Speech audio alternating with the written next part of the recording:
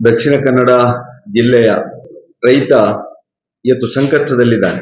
ಈ ಸಂಕಷ್ಟದಲ್ಲಿರುವಂತಹ ಸಂದರ್ಭದಲ್ಲಿ ತಮಗೇನಾದರೂ ನಾವು ಕಟ್ಟಿದಂತ ಆ ಒಂದು ಬೆಳೆ ವಿಮೆಯ ಪ್ರೀಮಿಯಂನಿಂದ ಏನಾದರೂ ಅನುಕೂಲ ಆಗ್ಬೋದು ಅಂತೇಳಿ ಅವ ಯೋಚನೆ ಮಾಡಿದರೆ ಇವತ್ತು ಬಹುಶಃ ಆ ರೈತನಿಗೆ ಕೇಂದ್ರ ಸರ್ಕಾರ ಪ್ರಾಯೋಜಿತ ಆ ಒಂದು ಹವಾಮಾನ ಆಧಾರಿತಂತ ಬೆಳೆಯಿಂದ ಅವನಿಗೆ ಸರಿಯಾದಂತ ಆ ಒಂದು ಪರಿಹಾರ ಕೊಡುವಂತ ಕೆಲಸವನ್ನು ಇವತ್ತು ರಾಜ್ಯ ಸರ್ಕಾರ ಮತ್ತು ಸಂಬಂಧಪಟ್ಟಂತ ಇಲಾಖೆ ಮಾಡ್ತಾ ಇಲ್ಲ. ಇವತ್ತು ವಿಶೇಷವಾಗಿ ದಕ್ಷಿಣ ಕನ್ನಡ ಜಿಲ್ಲೆ ತೋಟಗಾರಿಕಾ ಬೆಳೆಯುವಂತ ಒಂದು ಜಿಲ್ಲೆ. ಈ ತೋಟಗಾರಿಕಾ ಬೆಳೆಯಿಂದ ಇವತ್ತು ಈ ಜಿಲ್ಲೆಯ ಆರ್ಥಿಕತೆಗೆ ದೊಡ್ಡ ಕೊಡುಗೆಯನ್ನು ಕೊಟ್ಟಿದೆ ಈ ಅಡಿಕೆ ಮತ್ತು ಕಾಳುಮೆಣಸು.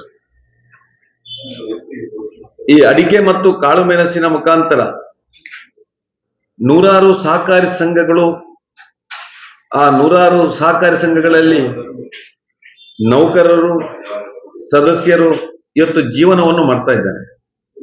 ಅವರೆಲ್ಲ ಬಹುಶಃ ಈ ಭಾಗದ ಅಡಿಕೆ ಬೆಳೆಗಾರರ ಆ ಒಂದು ವ್ಯವಸ್ಥೆಯಿಂದ ಇವತ್ತು ಜೀವನವನ್ನು ಕಟ್ಟಿಕೊಂಡಂತ ಸಂದರ್ಭದಲ್ಲಿ ಈ ವರ್ಷ ನಮ್ಮ ದಕ್ಷಿಣ ಕನ್ನಡ ಜಿಲ್ಲೆಯಲ್ಲಿ ಸುರಿದಂತ ಅಕಾಲಿಕ ಮಳೆ ಮತ್ತು ಆ ಕುಂಭದ್ರೋಣ ಮಳೆ, ಪ್ರಾಕೃತಿಕ ವಿಕೋಪ, ಇದರಿಂದಾಗಿ ಹೆಚ್ಚು ನಷ್ಟವನ್ನು ಅನುಭವಿಸಿದವರು ಅಡಿಕೆ ಬೆಳೆಗಾರರು. ಇವತ್ತು ಅಡಿಕೆಗೆ ಒಂದು ಕಡೆಯಿಂದ ಮಳೆ ಜಾಸ್ತಿಯಾಗಿ ಕೊಳೆ ರೋಗ, ಮತ್ತೊಂದು ಕಡೆಯಿಂದ ಎಲೆಚುಕ್ಕೆ ರೋಗ, ಇನ್ನೊಂದು ಬದಿಯಿಂದ ಹಳದಿ ರೋಗ, ಅದರ ಜೊತೆಯಲ್ಲಿ ಮರವೇ ಸತ್ತು ಹೋಗುವಂತ ಒಂದು ಪರಿಸ್ಥಿತಿ ಇವತ್ತು ಈ ದಕ್ಷಿಣ ಕನ್ನಡ ಜಿಲ್ಲೆಯಲ್ಲಿದೆ. ಇಂತಹ ಒಂದು ಸಂದರ್ಭದಲ್ಲಿ ರೈತನಿಗೆ ಸರ್ಕಾರ ಆ ಪ್ರಾಕೃತಿಕ ವಿಕೋಪದಡಿಯಲ್ಲಿ ಏನಾದರೂ ಸಹಾಯಧನವನ್ನು ಕೊಡಬೇಕು. ಆದರೆ ಮುಖ್ಯಮಂತ್ರಿಯವರೇ ಹೇಳಿದ ಪ್ರಕಾರ 90% ಬೆಳೆ ಹಾನಿಯಾಗಿದೆ ಈ ರಾಜ್ಯದಲ್ಲಿ ಅಂತೇಳಿ ಹೇಳ್ತಾರೆ. ಅದಕ್ಕೆ ಕೇಂದ್ರದಿಂದ ಪರಿಹಾರ ಕೊಡಬೇಕು ಅಂತೇಳಿ ಅವರು ಕೊಟ್ಟಂತ ಒಂದು ಹೇಳಿಕೆ. ನಾನು ಅದನ್ನೇ ಉಲ್ಲೇಖ ಮಾಡದಿದ್ರು ದಕ್ಷಿಣ ಕನ್ನಡ ಜಿಲ್ಲೆಯಲ್ಲಿ ಕೂಡ ಅದೇ ರೀತಿಯ ಒಂದು ವಾತಾವರಣ ಇದೆ. ಇಂಥ ಒಂದು ಸಂದರ್ಭದಲ್ಲಿ ದಕ್ಷಿಣ ಕನ್ನಡ ಜಿಲ್ಲೆಯ ಅಡಿಕೆ ಬೆಳೆಗಾರ ಮತ್ತು ಕಾಳುಮೆಣಸು ಬೆಳೆಗಾರ, ಯಾವಾಗ ನರೇಂದ್ರ ಮೋದಿ ಅವರು, ಈ ದೇಶದ ಪ್ರಧಾನಿಯವರು ಹವಾಮಾನ ಆಧಾರಿತವಂತ ಬೆಳೆ ವಿಮೆಯನ್ನು ತಂದರು, ಆಹಾರ ಬೆಳೆಗಳಿಗೆ ಸಂಬಂಧಪಟ್ಟಂತ ಪ್ರಧಾನಮಂತ್ರಿ ಫಸಲು ಬಿಮಾ ಯೋಜನೆಯನ್ನು ತಂದರು, ಆ ಯೋಜನೆಯ ಫಲಾನುಭವಿಯಾಗಿ ದಕ್ಷಿಣ ಕನ್ನಡ ಜಿಲ್ಲೆಯ ರೈತ ಇವತ್ತು ಬಹಳಷ್ಟು ಸವಲತ್ತನ್ನು ಪಡ್ಕೊಂಡಿದ್ದಾನೆ, ಬೆಳೆ ವಿಮೆಯನ್ನು ಪಡ್ಕೊಂಡಿದ್ದಾನೆ. ನಾನು ಕೂಡ ಒಬ್ಬ ರೈತನಾಗಿ ಇವತ್ತು ಈ ಒಂದು ಪತ್ರಿಕಾಗೋಷ್ಠಿಯಲ್ಲಿ ಭಾಗವಹಿಸ್ತಾ ಇದ್ದೇನೆ. ನಾನು ಕೂಡ 4-5 ವರ್ಷದಿಂದ ಬೆಳೆ ವಿಮೆಯನ್ನು ಪಡ್ಕೊಂಡಿದ್ದೇನೆ. ಕೇಂದ್ರ ಸರ್ಕಾರದ ಆ ಒಂದು ಹವಾಮಾನ ಆಧಾರಿತ ಬೆಳೆ ವಿಮೆಯ ನಿಯಮಾವಳಿ ಪ್ರಕಾರ ರೈತ 5% ಪ್ರೀಮಿಯಂ ಅನ್ನು ಕಟ್ಟಬೇಕು. ಕೇಂದ್ರ ಸರ್ಕಾರ 10% ಪ್ರೀಮಿಯಂ ಅನ್ನು ಕೊಡ್ತದೆ. ರಾಜ್ಯ ಸರ್ಕಾರ ಕೂಡ 10% ಪ್ರೀಮಿಯಂ ಅನ್ನು ಕಟ್ಟಬೇಕು. 25% ಪ್ರೀಮಿಯಂ ಅನ್ನು ಒಟ್ಟು ಆ ವಿಮಾ ಕಂಪನಿಗೆ ಕಟ್ಟಬೇಕು. ವಿಮಾ ಕಂಪನಿ ಏನಾದರೂ ನಮಗೆ ನಷ್ಟ ಆಗ್ತದೆ ಅಂತ ಹೇಳಿದರೆ ಆ ಉಳಿಕೆ ಹಣವನ್ನು ರಾಜ್ಯ ಸರ್ಕಾರ ಮತ್ತು ರೈತ ಕಟ್ಟಬೇಕು. ಈ ಸಲ ರಾಜ್ಯ ಸರ್ಕಾರ 20% ಪ್ರೀಮಿಯಂ ಕಟ್ಟಿದೆ, ಕೇಂದ್ರ ಸರ್ಕಾರ 10% ಕಟ್ಟಿದೆ, ರೈತ 5% ಪ್ರೀಮಿಯಂ ಅನ್ನು ಕಟ್ಟಿದ್ದಾರೆ. ಇವತ್ತು ದಕ್ಷಿಣ ಕನ್ನಡ ಜಿಲ್ಲೆಯಲ್ಲಿ ಒಬ್ಬ ರೈತ 1 ಎಕರೆಗೆ ಕನಿಷ್ಠ 18,000 ಪ್ರೀಮಿಯಂ ಅನ್ನು ಸರ್ಕಾರದ ಪಾಲು ಸೇರಿ ಟಾಟಾ ಇನ್ಶೂರೆನ್ಸ್ ಕಂಪನಿ ಕಟ್ತಾನೆ. 18,000 ಚಿಲ್ಲರೆ ನಾನು ಕೊಟ್ಟಿದ್ದೇನೆ ಅಂಕಿಅಂಶಗಳು. ಆದರೆ ಇವತ್ತು 18,000 ರಾಜ್ಯ ಸರ್ಕಾರ, ಕೇಂದ್ರ ಸರ್ಕಾರ ರೈತನ ಪ್ರೀಮಿಯಂ ಅನ್ನು ಕೊಡುವುದು ಬಿಡಿ, ಆ ರೈತನಿಗೆ 12,000 ಫಸಲು ವಿಮೆಯ ಪರಿಹಾರ ಮೊತ್ತವನ್ನು ಇವತ್ತು ಅಡಿಕೆ ಬೆಳೆಗಾರನಿಗೆ ಪುತ್ತೂರು ತಾಲೂಕಿನ ಕೆಯ್ಯೂರು ಗ್ರಾಮದ ಒಬ್ಬ ರೈತನಿಗೆ ಕೊಡುವಂತ ಕೆಲಸವನ್ನು ಮಾಡಿದ್ದಾರೆ. ಅಂದ್ರೆ ಇವತ್ತು ಪ್ರೀಮಿಯಂ ಅಮೌಂಟ್ ಕೂಡ ಆ ರೈತನಿಗೆ ಸಿಗ್ತಾ ಇಲ್ಲ. ಸುಮಾರು 5,000 ರೂಪಾಯಿ ಪ್ರೀಮಿಯಂ ಮೊತ್ತಕ್ಕಿಂತಲೂ ಕಡಿಮೆ ಇದೆ. ಒಂದು. ಇನ್ನೊಂದು, ಇದಕ್ಕೆ ಮಾನದಂಡ ಏನು ಅಂತೇಳಿ ಕೇಂದ್ರ ಸರ್ಕಾರ ಒಂದು ಮಾನದಂಡವನ್ನು ಮಾಡಿದೆ. ಆ ಮಾನದಂಡವನ್ನು ಇವತ್ತು ರಾಜ್ಯ ಸರ್ಕಾರ ಪಾಲನೆ ಮಾಡ್ತಾ ಇದೆ. ಒಂದು, ಪ್ರಾಕೃತಿಕ ವಿಕೋಪಗಳು,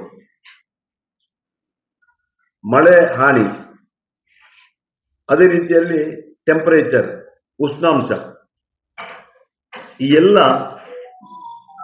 ಬಾಧೆಯಿಂದ ಒಬ್ಬ ರೈತ ತನ್ನ ಬೆಳೆಯನ್ನು ಕಳ್ಕೊಂಡಾಗ ಅವನಿಗೆ ಆ ಒಂದು ಪರಿಹಾರದ ಮೊತ್ತವನ್ನು ವಿಮಾ ಕಂಪನಿ ನೀಡಬೇಕು.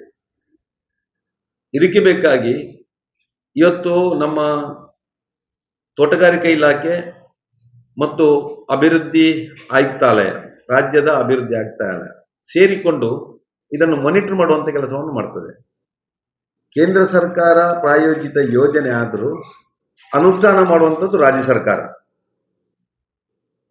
ಜಿಲ್ಲೆಯಲ್ಲಿ ಕಾಲಕಾಲಕ್ಕೆ ಆ ಟರ್ಮ್ ಶೀಟ್ ಅನ್ನು ಜಿಲ್ಲಾಧಿಕಾರಿ ನೇತೃತ್ವದಲ್ಲಿ ನಮ್ಮ ತೋಟಗಾರಿಕಾ ಇಲಾಖೆಯ ಅಧಿಕಾರಿಗಳು ಸೇರಿಕೊಂಡು ಅದನ್ನು ಮಾಡುವಂಥದ್ದು ಮಾಡ್ತಾರೆ. ಇವತ್ತು ಯಾಕೆ ಈ ಬೆಳೆ ವಿಮೆ ಕಡಿಮೆ ಆಯಿತು ಅಂತ ಹೇಳುವಂಥದ್ದು ಪ್ರಶ್ನೆ, ರೈತರ ಪ್ರಶ್ನೆ. ಮಳೆ ಜಾಸ್ತಿ ಬಂದಿದೆ, ಹಾನಿ ಜಾಸ್ತಿ ಆಗಿದೆ, ಬೆಳೆ ನಷ್ಟ ಆಗಿದೆ. ಇದಾದ್ರೂ ಯಾಕೆ ನಮಗೆ ಇದು ಪರಿಹಾರ ಸರಿಯಾಗಿ ಬರ್ತಾ ಇಲ್ಲ ಅಂತೇಳಿ ಇವತ್ತು ನಾವು ಕಂಡುಕೊಂಡಾಗಿ ಅವರು ಬೆಳೆ ವಿಮೆ ಕೊಡಬೇಕಿದ್ರೆ ಒಂದು ಗ್ರಾಮ ಪಂಚಾಯತ್ ಅನ್ನು ಒಂದು ಯೂನಿಟ್ ಅಂತ ಮಾಡ್ತಾರೆ. ಆ ಗ್ರಾಮ ಪಂಚಾಯತ್ ಎಷ್ಟು ಮಳೆ ಬಂದಿದೆ ಅಂತೇಳಿ, ಎಷ್ಟು ಹವಾಮಾನ ವೈಪರೀತ್ಯ ಆಗಿದೆ ಅಂತೇಳಿ, ಅದಕ್ಕೆ ಬೇಕಾಗಿ ಒಂದು ಗ್ರಾಮದಲ್ಲಿ ಒಂದು ಮಳೆ ಮಾಪಕ ಇರಬೇಕು, ಮತ್ತೊಂದು ಹವಾಮಾನ ಮಾಪಕ ಇರಬೇಕು. ಎರಡು ಮಾಪಕಗಳು ಅಲ್ಲಿ ಇರಬೇಕು. ಆದರೆ ನಾನು ನನ್ನ ಗ್ರಾಮದಲ್ಲಿ ಕೇಳಬೇಕಿದ್ರೆ ನನ್ನಲ್ಲಿ ಮಳೆ ಮಾಪಕ ಇಲ್ಲ, ನನ್ನ ಗ್ರಾಮದಲ್ಲಿ ಹವಾಮಾನ ಮಾಪಕವೂ ಇಲ್ಲ. ಇಂಥ ಸಂದರ್ಭದಲ್ಲಿ ಅವರು ಏನು ಮಾನದಂಡ ಇಟ್ಟುಕೊಳ್ತಾರೆ ಅಂತೇಳಿ ನಾನು ಕೇಳಿದಾಗ ಹೇಳಿದ್ರು, ಪಕ್ಕದ ಗ್ರಾಮದ ಮಳೆ ಮಾಪಕವನ್ನು ನಾವು ಪರಿಗಣಿಸ್ತೇವೆ ಅಂತೇಳಿ. ಪಕ್ಕದ ಗ್ರಾಮದಲ್ಲಿಯೂ ಇಲ್ಲ. ಇಂಥ ಸಂದರ್ಭದಲ್ಲಿ ಏನು?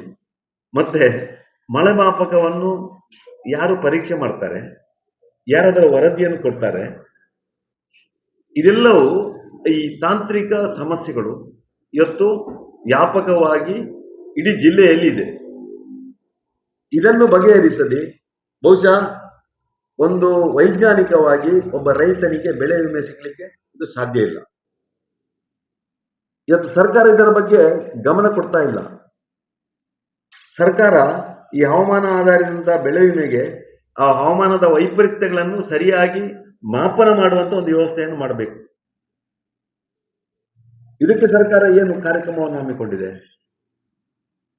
ಒಂದು. ಇನ್ನು ವಿಮಾ ಕಂಪನಿಗಳು ಇವತ್ತು ಲಾಭವನ್ನೇ ನೋಡ್ತಾ ಇದೆ. ನಾನು ಕಂಡುಕೊಂಡಾಗೆ ಮೊದಲಿನ 3 ವರ್ಷ ನಮ್ಮ state bank of India insurance company ವಿಮಾ ಕಂತನ್ನು ಏನು ಟೆಂಡರ್ ಅಂತ ತಗೊಂಡು ಅವತ್ತು ಬಹಳ ಪ್ರಾಮಾಣಿಕವಾಗಿ ಆ ವಿಮಾ ಮೊತ್ತವನ್ನು ಕೊಡುವಂತ ಕೆಲಸವನ್ನು ಮಾಡಿದ್ರು. ಆಮೇಲೆ ಕಳೆದ 2 ವರ್ಷದಿಂದ ಟಾಟಾ ಇನ್ಶೂರೆನ್ಸ್ ಕಂಪನಿಯವರು ತಗೊಂಡಿದ್ದಾರೆ. ಟಾಟಾ ಇನ್ಶೂರೆನ್ಸ್ ಕಂಪನಿಯವರು ತಗೊಂಡಾಗ ಅವರು ಟೆಂಡರ್ ಹಾಕಬೇಕಿದ್ರೆ ಟರ್ಮ್ ಶೀಟ್ ಅನ್ನು ಬದಲಾವಣೆ ಮಾಡಿ ಅವರಿಗೆ ಟೆಂಡರ್ ತಗೊಳ್ಳುವಂತ ಕೆಲಸವನ್ನು ಮಾಡಿದರು. ಈ ಟರ್ಮ್ ಶೀಟ್ ಬದಲಾವಣೆ ಮಾಡಿದ ಮೇಲೆ ವಿಮಾ ಮೊತ್ತ ಕಡಿಮೆ ಆಯಿತು, ಪ್ರೀಮಿಯಂ ಮೊತ್ತ ಕಡಿಮೆ ಆಗಲಿಲ್ಲ, ನಾವು ಕಟ್ಟುವಂತ ಮೊತ್ತ ಕಡಿಮೆ ಆಗಲಿಲ್ಲ, ರೈತನಿಗೆ ಸಿಗುವಂತ ಆ ಒಂದು ಏನು ವಿಮೆಯ ಮೊತ್ತ ಕಡಿಮೆ ಆಯಿತು, ಪರಿಹಾರ ಮೊತ್ತ ಕಡಿಮೆ ಆಯಿತು. ಇವತ್ತು ನಾನು ನಿನ್ನೆ ಜಿಲ್ಲಾಧಿಕಾರಿಗಳಲ್ಲಿ ಮಾತಾಡಿದೆ. ನಾನು ಇನ್ಶೂರೆನ್ಸ್ ಕಂಪನಿ ಅವರಲ್ಲಿಗೆ ಡೆಲ್ಲಿಗೆ ಫೋನ್ ಮಾಡಿ ಮಾತಾಡಿದೆ, ಹಾರ್ಟಿಕಲ್ಚರ್ ಡೆಪ್ಟಿ ಡೈರೆಕ್ಟರ್ಗೆ ಮಾತಾಡಿದೆ. ಎಲ್ಲರೂ ಮಾತಾಡುವಾಗ ಹೇಳುವಂಥದ್ದು, 2 ವರ್ಷದ ನಮ್ಮ ಇಲ್ಲಿಯ ಮಳೆ ಒಂದೇ ರೀತಿಯಾಗಿದೆ ಅಂತೇಳಿ. ಕಳೆದ ವರ್ಷ ಮತ್ತು ಈ ವರ್ಷ ಒಂದೇ ರೀತಿಯಾಗಿತ್ತು, ಹಾಗೆ ನಮಗೆ ಪರಿಹಾರ ಮೊತ್ತ ಕಡಿಮೆ ಆಗಿದೆ ಅಂತ ಹೇಳ್ತಾರೆ. ನಾನು ಹೇಳುವಂಥದ್ದು, ಇವತ್ತು ದಕ್ಷಿಣ ಕನ್ನಡ ಜಿಲ್ಲೆಯಲ್ಲಿ ಬಿದ್ದಂತಹ ಮಳೆ, ಅವರ ವರದಿ, ಇಲ್ಲಿ ಎಕ್ಸಸ್ ಮಳೆ ಇದೆ. ಇವರು ಯಾವ ವರ್ಷವನ್ನು ಪರಿಗಣನೆಗೆ ತಗೊಳ್ತಾರೆ? ನಾವು ಪ್ರೀಮಿಯಂ ಅಮೌಂಟ್ ಕಟ್ಟಿದ್ದು 2024 ಜುಲೈ 31ಕ್ಕೆ.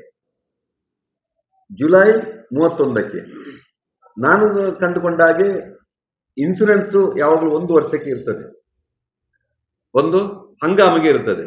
ನಮಗೆ ಅಂದ್ರೆ ಆರ್ಥಿಕ ವರ್ಷ ಅಂತ ಹೇಳ್ತೇವೆ ನಾವು, ನಮ್ಮ ಲೈಫ್ ಇನ್ಸೂರೆನ್ಸ್. ಇವರಿಗೆ ಬೆಳೆ ಹಂಗಾಮಿಗೆ ಇರ್ತದೆ. ಹಂಗಾಮ ಅಂದ್ರೆ 1 ವರ್ಷ. ಆ 1 ವರ್ಷದಲ್ಲಿ 2024ರಲ್ಲಿ ಎಷ್ಟು ಮಳೆ ಬಂದಿದೆ, 2025ರಲ್ಲಿ ಮಳೆ ಎಷ್ಟು ಬಂದಿದೆ ಅಂತ ನೋಡ್ಬೇಕು. ಜುಲೈ 31ಕ್ಕೆ ನಮ್ದು ಪ್ರೀಮಿಯಂ ಅಮೌಂಟ್ ಕಟ್ಟಿದ್ರೆ 2024ಕ್ಕೆ, 2025 ಆಗಸ್ಟ್ 1ಕ್ಕೆ ಅದು ಮುಗಿಬೇಕು. ಈ ಮಧ್ಯದಲ್ಲಿ ಬಂದಂತ ಮಳೆ ಎಷ್ಟು ಹಾನಿಯಾಗಿದೆ? ಬಹುಶಃ ನಮಗೆ ಕುಂಭದ್ರೋಣ ಮಳೆ ಮೇ 30ಕ್ಕೆ ಒಂದು ಬಂದಿತ್ತು. ನೀವು ಗಮನಿಸಿರುವಂತ ಬೆಳ್ಳಿಪಾಡಿ ಈ ಭಾಗದಲ್ಲಿ ಆದಂತ ಹಾನಿ, ಅಪಾರವಾದಂತ ಹಾನಿ ನಮ್ಮ ಪುತ್ತೂರು ತಾಲೂಕಲ್ಲಿ ಆಯ್ತು. ಬೇರೆ ಎಲ್ಲಿಯೂ ಆಗ್ಲಿಲ್ಲ ನಾನು ಕಂಡ್ಕೊಂಡಾಗಿ. ಇದನ್ನು ಅವರು ಈ ಮಳೆ ಹಾನಿಯನ್ನು ಪರಿಗಣಿಸ್ತಾರ ಅಂತ ಹೇಳುವಂಥದ್ದು. ಅದರ ಜೊತೆಯಲ್ಲಿ, ಯಾಕಂದ್ರೆ ಇದೊಂದು ಮೂಲಭೂತವಾದಂತ ಪ್ರಶ್ನೆ. ಇನ್ಶೂರೆನ್ಸ್ ಕಂಪನಿಯವರು ಈ 2 ವರ್ಷದ ಆ 12 ತಿಂಗಳ ಮಾನದಂಡದ ಅಡಿಯಲ್ಲಿ ಇದನ್ನು ಕೊಡ್ತಾರ ಅನ್ನುವಂಥದ್ದು ಒಂದು. ಕೊಡುದಿದ್ರೆ ನಮಗೆ ಆದಂತ ಹಾನಿಯ ಬಗ್ಗೆ ಅವರು ಅದನ್ನು ಲೆಕ್ಕ ಹಾಕಿದಾರ ಅಂತ ಹೇಳುವುದು. ಇನ್ನೊಂದು, ಇವತ್ತು ಇನ್ಶೂರೆನ್ಸ್ ಪ್ರೀಮಿಯಂ ಕಟ್ಟಬೇಕಿದ್ರೆ ನಾವು ವರ್ಷದಿಂದ ವರ್ಷಕ್ಕೆ ಲೇಟ್ ಮಾಡ್ತಾರೆ. ಈ ಸಲ ನಾವು 2025ರಲ್ಲಿ ಸೆಪ್ಟೆಂಬರ್ ಅಲ್ಲಿ ನಾವು ಕಟ್ಟಿದ್ವಿ, ಸರಿಯಲ್ಲ? ಸೆಪ್ಟೆಂಬರ್ ಅಲ್ಲಿ ಕಟ್ಟಿದ್ವಿ. ಕಳೆದ ಸಲ ನಾವು ಜುಲೈಲಿ ಕಟ್ಟಿದ್ವಿ. ಆ ಮಧ್ಯದಲ್ಲಿ 1 ತಿಂಗಳು 2 ತಿಂಗಳು ಮಳೆಗಾಲ, ವಿಪರೀತ ಮಳೆ ಬರ್ತದೆ, ಅದು ಲ್ಯಾಪ್ಸ್ ಆಯ್ತು. ಅಲ್ಲಿ ನಮಗೆ ಬೆಳೆ ಹಾನಿ ಆದದನ್ನು ಯಾರು ಭರ್ತಿ ಮಾಡ್ತಾರೆ? ಸರಿಯಲ್ಲ? ಇನ್ನೊಂದು, ನಾವು ಜುಲೈಗೆ ಪ್ರೀಮಿಯಂ ಅಮೌಂಟ್ ಕಟ್ಟಿದ್ದೇವೆ. ನಮಗೆ ಡಿಸೆಂಬರ್ ತನಕ ಈ ತನಕ ನಮಗೆ ಆ ವಿಮಾ ಪರಿಹಾರ ಮೊತ್ತ ನಮಗೆ ಸಿಗ್ಲಿಲ್ಲ. 5 ತಿಂಗಳಾಯ್ತು. ಏನು, 1 ವರ್ಷ ಕಳೆದು 5 ತಿಂಗಳಾಯ್ತು. 5 ತಿಂಗಳ ಮೊತ್ತವನ್ನು ಇನ್ಶೂರೆನ್ಸ್ ಕಂಪನಿಯವರು ಇಟ್ಟುಕೊಳ್ತಾರೆ. ರೈತನಿಗೆ ತಕ್ಷಣ ಅದನ್ನು ಪಾವತಿ ಮಾಡಬೇಕಲ್ಲ. ಎಷ್ಟು ಸಮಯ ಬೇಕು ಈಗ? ಈ ಒಂದು ITBT ಯುಗದಲ್ಲಿ 24 ಗಂಟೆಯಲ್ಲಿ ಲೆಕ್ಕ ಮಾಡಿ ಕೊಡ್ತಾರೆ. ಇವತ್ತು 1 ತಿಂಗಳು ತಗೊಳ್ಳಿ, ಇಲ್ಲಿ 5 ತಿಂಗಳು ರೈತನಿಗೆ ಡಿಲೇ ಆಯ್ತು. ಪುನಃ ಯಾವುದು, ಇನ್ಶೂರೆನ್ಸ್ ಪರಿಹಾರ ಧನವನ್ನು ಕೊಡ್ಲಿಕ್ಕೆ. ಈ ರೀತಿಯಾಗಿ ಒಂದು ರೈತರ ಶೋಷಣೆಯನ್ನು ಇವತ್ತು ಈ ಇನ್ಶೂರೆನ್ಸ್ ಕಂಪನಿಯವರು ಮತ್ತು ಸರ್ಕಾರ ಕೂಡ ಇದರಲ್ಲಿ ಭಾಗಿಯಾಗಿದೆ ಅಂತ ನಾನು ಹೇಳಲಿಕ್ಕೆ ಇಚ್ಛೆ ಪಡ್ತಾ ಇದ್ದೇನೆ. ಆದ್ರೆ ಈ ರೀತಿಯ ಸಮಸ್ಯೆಗಳು ಬಂದಾಗ ತಕ್ಷಣ ಸರ್ಕಾರ ಅದಕ್ಕೆ ಸ್ಪಂದನೆ ಕೊಡಬೇಕು. ಸರ್ಕಾರ ಇಲ್ಲಿ ಏನೇನು ಲೋಪದೋಷಗಳಿದೆ ಇದನ್ನು ಸರಿಪಡಿಸಿಕೊಳ್ಳುವಂತ ಕೆಲಸವನ್ನು ಮಾಡಬೇಕು. ಇವತ್ತು ದಕ್ಷಿಣ ಕನ್ನಡ ಜಿಲ್ಲೆಯ ರೈತ ಬೀದಿಗಿಳಿದು ಹೋರಾಟ ಮಾಡುವಂತ ಒಂದು ಚಾಲಿಯನ್ನು ಬಿಟ್ಟಿದ್ದಾನೆ. ಬಹುಶಃ ಮುಂದಿನ ದಿನಗಳಲ್ಲಿ ರೈತ ಬೀದಿಗಿಳಿದು ಹೋರಾಟ ಮಾಡುವಂತ ಒಂದು ಅನಿವಾರ್ಯತೆ ಬರಬಹುದು ಅಂತ ನಾನು ಹೇಳಲಿಕ್ಕೆ ಇಚ್ಛೆ ಪಡ್ತಾ ಇದ್ದೇನೆ. ಇವತ್ತು ರೈತನಿಗೆ NDRF ಇರ್ಬೋದು, SDRF ಇರ್ಬೋದು, ಇದರಲ್ಲಿ ಯಾವುದೇ ಪರಿಹಾರವನ್ನು ಇಲ್ಲಿ ಕೊಡೋದಿಲ್ಲ. ಇವತ್ತು ಬೆಳೆ ವಿಮೆಯಲ್ಲಿಯೂ ಕನಿಷ್ಠ ಪರಿಹಾರವನ್ನು ಕೊಡುವಂತ ಕೆಲಸವನ್ನು ಮಾಡ್ತಾ ಇದ್ದಾರೆ.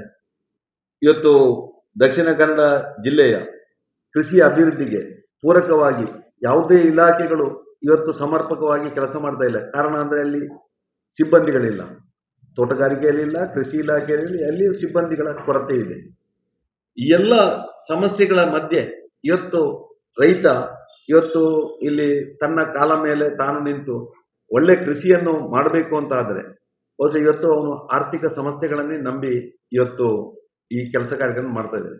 ಇವತ್ತು ಆರ್ಥಿಕ ಸಮಸ್ಯೆಗಳಿಂದ ಸಾಲ ಪಡ್ಕೊಂಡಂತ ರೈತ ಮತ್ತೆ ಸಾಲ ಮರುಪಾವತಿ ಮಾಡುವಂತ ಈ ಒಂದು ಸಂದರ್ಭದಲ್ಲಿ ಬಹುಶಃ ರೈತ ಇವತ್ತು ಯಾವುದೇ ಕಾರಣಕ್ಕೆ ಆ ಸಾಲ ಮರುಪಾವತಿ ಮಾಡ್ಲಿಕ್ಕೂ ಇವತ್ತು ಕಷ್ಟಪಡುವಂತ ಒಂದು ಕೆಲಸ ಆಗಿದೆ.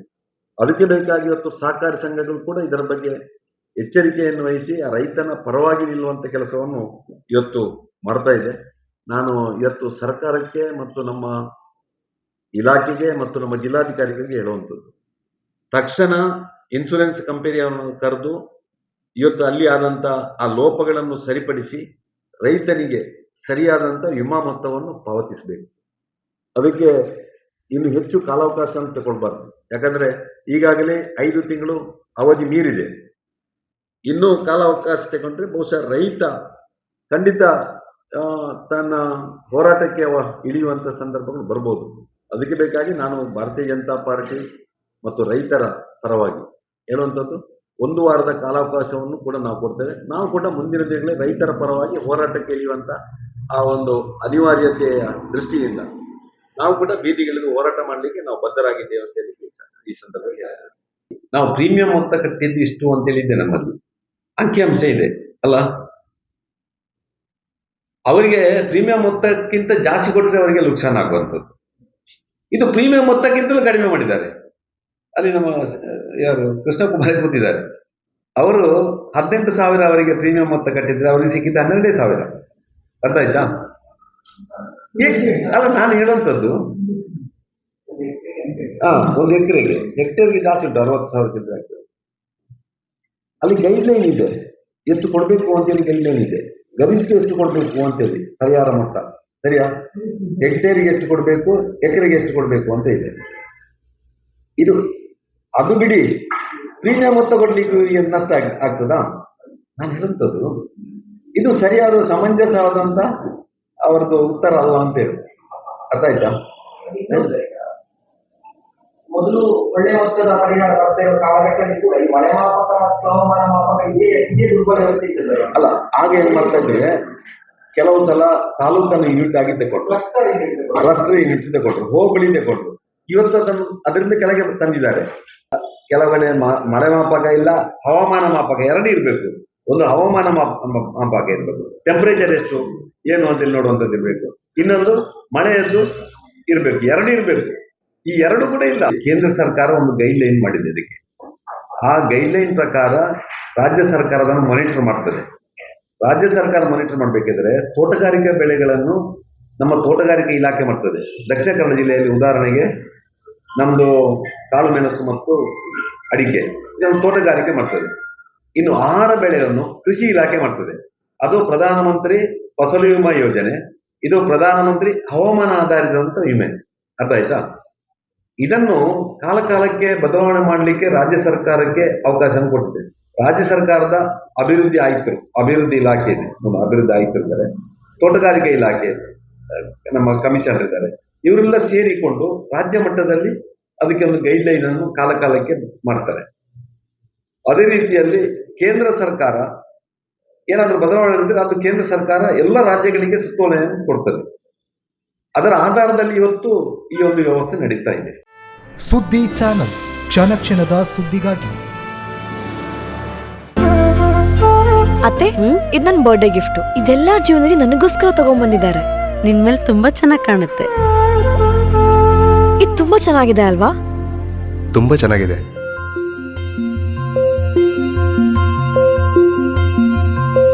It will look really good on you. Amma? Huh? Mother is always son's first love.